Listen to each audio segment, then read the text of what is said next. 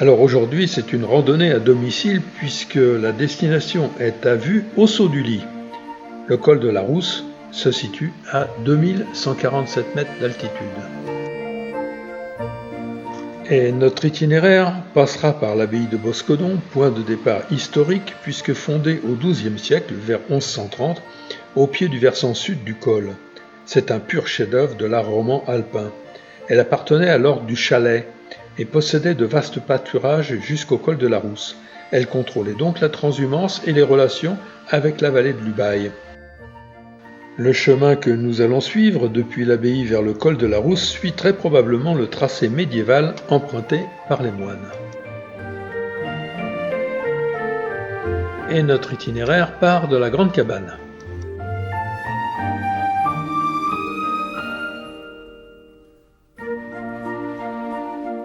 Petite anecdote, au point de départ, les panneaux annoncent 3 km 100 et 1h35, alors qu'en réalité, c'est 5,6 km et presque 2 heures. Résultat, si vous écoutez les panneaux, vous allez arriver affamé, croyant ce sol plus simple qu'il ne l'est vraiment.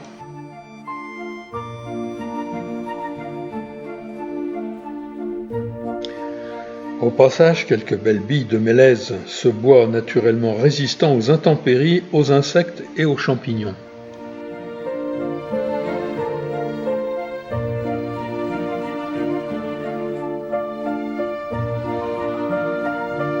Celui-ci affichera fièrement ses plus de 100 ans et en bois d'œuvre, il sera vendu à plus de 400 € le mètre cube.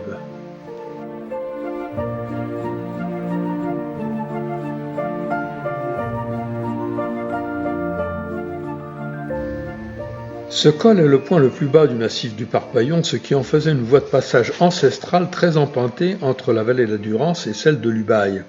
Jusqu'au traité d'Utrecht, en 1713, il marquait la frontière entre le Dauphiné, royaume de France, et la Savoie, consulat du Piémont-Provence.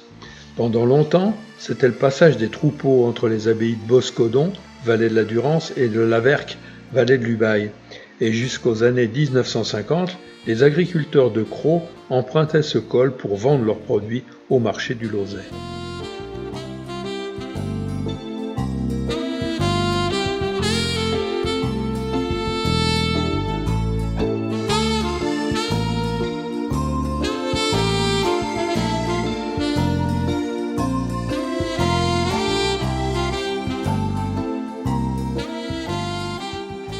Le chemin de ceinture offre des vues spectaculaires sur l'Embrunet et le lac de Serponçon.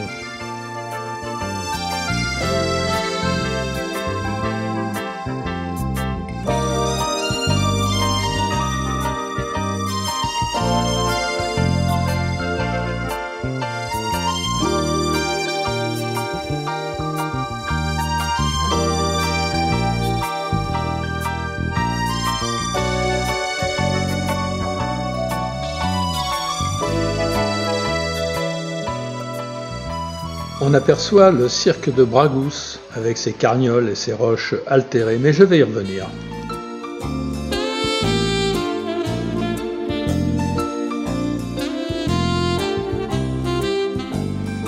Une légende locale parle d'un berger du XIXe siècle qui se serait perdu dans les hautes brumes en montant au col de la Rousse.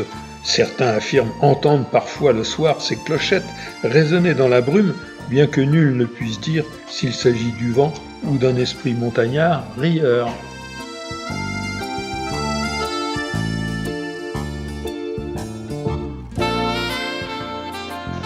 Le col est en vue. Itinéraire tranquille, mais des randonneurs racontent parfois avoir été surpris, voire suivis de près par des chamois étonnamment turbulents. Certains disent que ces chamois curieux imitent les pas ou le sifflement des marcheurs, au point de décrocher un sourire ou un petit sursaut au détour d'un virage.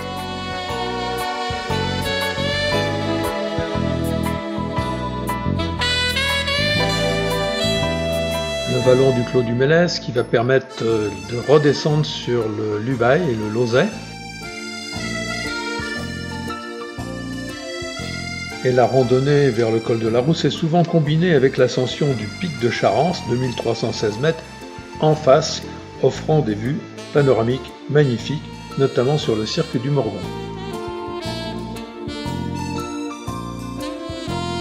Le Pays Sud a organisé un temps des rencontres intervallées au col de la Rousse.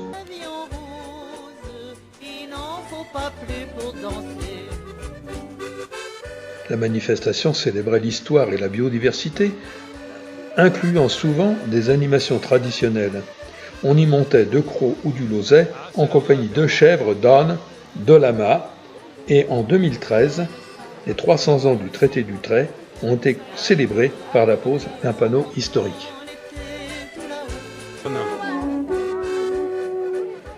Reste à savoir qui des deux promenait l'autre. Et on a même fait sonner les cors des Alpes.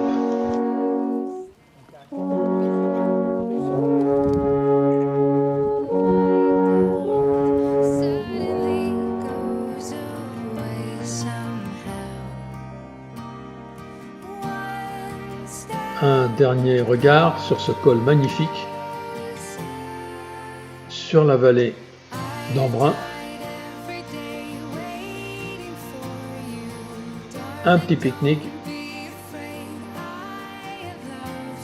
et on attaque la descente.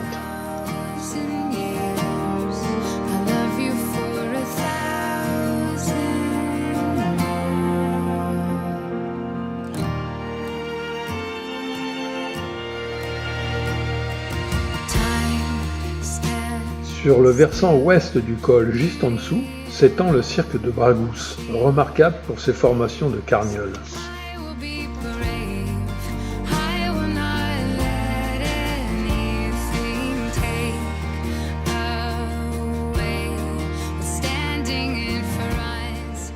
La carniole est une roche très altérée, d'aspect ruiné, de couleur ocre à blanche, friable et creusée par l'érosion.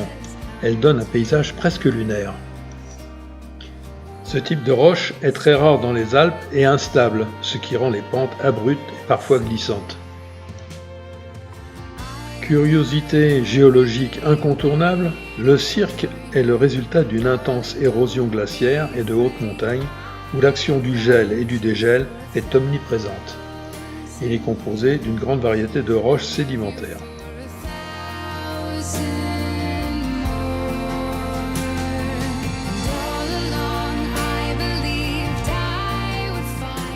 Mais il y a l'envers du décor. Ce cirque alimente le torrent du Boscodon, réputé comme étant un torrent redoutable. Écoutons ce représentant de l'ONF.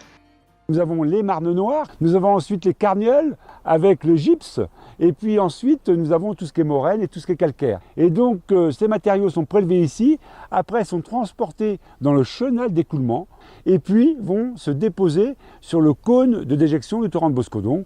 Et tous les torrents font des crues sous forme de charriage. Les matériaux sont poussés par l'eau. Et puis il y a quelques torrents exceptionnels, dont celui-ci, qui forment des crues de façon lave torrentielle. Par analogie avec les laves volcaniques, tout va à la même vitesse. L'eau est mélangée avec les matériaux. Et la densité de la lave est supérieure à 2, ce qui permet aux gros blocs de flotter. Et oui, le 10 juin 1998, une crue torrentielle a fait flotter une roche de 250 mètres cubes, 11 mètres de haut, 26 mètres de circonférence et environ 500 tonnes. Une crue centennale avec 400 000 mètres cubes de matériaux transportés.